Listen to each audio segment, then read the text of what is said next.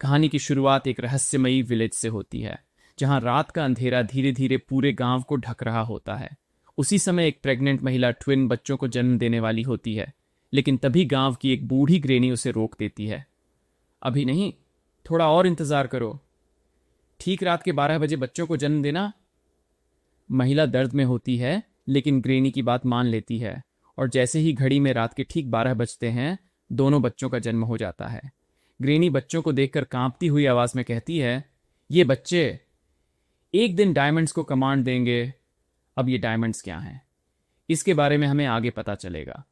लेकिन बच्चों के पिता ये सुनते ही बुरी तरह डर जाते हैं।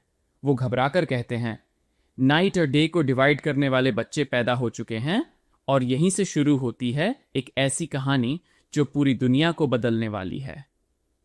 सीधा 16 साल बाद अब हम अपने मेन कैरेक्टर यूरो को देखते हैं, जो जंगल में एक बर्ड का शिकार कर रहा होता है। यूरो उन्हीं ट्विन बच्चों में से एक है। तभी अचानक उसके ऊपर आसमान में अजीब सी गैस दिखाई देती है, लेकिन उसे असली प्लेन नहीं दिख रहा होता, सिर्फ उसका धुआं दिख रहा था।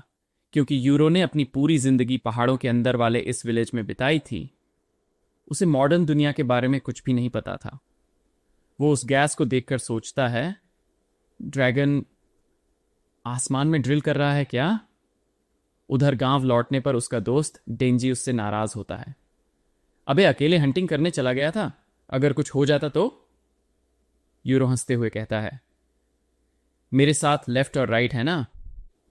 गांव के एंट्रेंस पर 2 विशाल स्टैच्यू लगे होते हैं, जिनका नाम था लेफ्ट और राइट। इसके बाद यूरो अपनी ट्विन सिस्टर आशा के पास जाता है, लेकिन अजीब बात यह थी कि आशा को हमेशा बंद करके रखा जाता था। कारण अभी किसी को नहीं पता। यूरो ने हंटिंग सिर्फ अपनी बहन के लिए सीखी थी, क्योंकि इस साल गांव में अकाल पड़ा था। फसलें खराब हो चुकी थीं और लोगों के पास खाने तक की कमी थी। आशा धीरे से पूछती है, भैया क्या आप भी बाकी एडल्ट्स की तरह काम ढूंढने पहाड़ के नीचे जाओगे? यूरो तुरंत मना कर देता है। मैं इतना अच्छा हंटर इसलिए बन रहा हूं ताकि मुझे गांव छोड़ना ही ना पड़े। फिर आशा डरते हुए पूछती है, मम्मी पापा की तरह तुम भी मुझे छोड़कर तो नहीं जाओगे ना? यूरो मुस्कुराता है, जब तक तुम यहां हो मैं भी यहीं रहूंगा। मैं हमेशा तुम्हें प्रोटेक्ट करूंगा। ये सुनकर आशा खुश हो जाती है। तभी वहां एक लड़की आती है और यूरो से कहती है, सेलर डेरा आया है। डेरा गांव में सामान बेचने आता था और उसकी यूरो से अच्छी दोस्ती थी। डेरा जानता था कि यूरो कभी अपने लिए कुछ नहीं खरीदता। वो हमेशा सिर्फ अपनी बहन के लिए चीजें लेता था। लेकिन तभी पूरे गांव में अचानक एक अजीब आवाज गूंजने लगती है, हेलीकॉप्टर, एयरप्लेन। लेकिन गांव वालों ने अपनी जिंदगी में ऐसी आवाज कभी नहीं सुनी थी। डेंजी डरकर पूछता है, ये क्या है? यूरो कहता है, मैंने ये आवाज पहले पहाड़ों के अंदर सुनी थी, शायद कोई ड्रैगन है। उसी समय अचानक पहाड़ के ऊपर लगा एक रहस्यमयी बैरियर टूट जाता है और पहली बार यूरो अपनी आंखों से हेलीकॉप्टर देख पाता है। पूरा गांव आसमान की तरफ देखने लगता है, लेकिन अगले ही पल एक मिलिट्री सैनिक गांव वाले को गोली मार देता है और फिर चारों तरफ नरसंहार शुरू हो जाता है।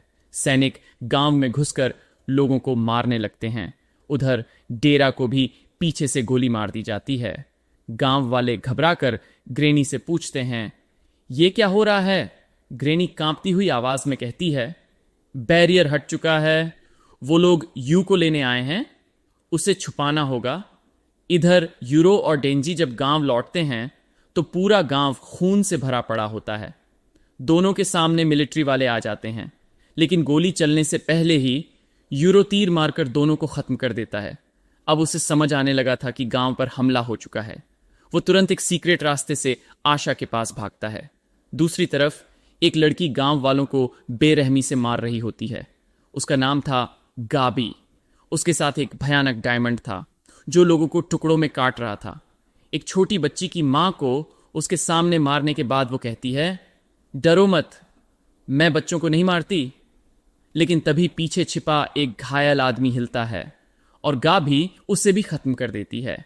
उधर डेरा असल में कोई साधारण व्यापारी नहीं था।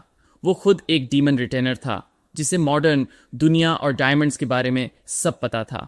वो अपने फोन पर हाना नाम की लड़की से कहता है, विलेज का बैरियर टूट चुका है, तैयार रहो, इधर आशा के कमरे में एक दूसरी लड़की पहुंचती है और वो आशा को मार देती है, लेकिन तभी यूरो वहां पहुंच जाता है।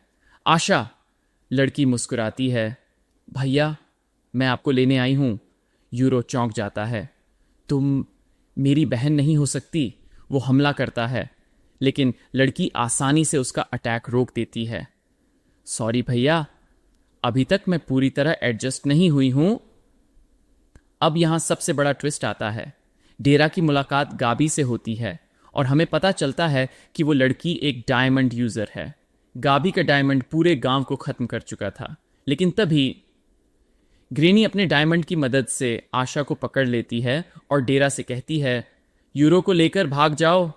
डेरा यूरो को लेकर गांव से भागता है, लेकिन तभी हेलीकॉप्टर से स्नाइपर उन पर फायर करने लगता है। डेरा यूरो को लेफ्ट और राइट के स्टैच्यू के पास ले जाता है और उसे एक की स्टोन देता है। इसे वहां लगाओ। यूरो जैसे ही ऐसा करता है, डेरा उसका सिर उस स्टोन पर मार देता है। उसका खून स्टैच्यू पर गिरता है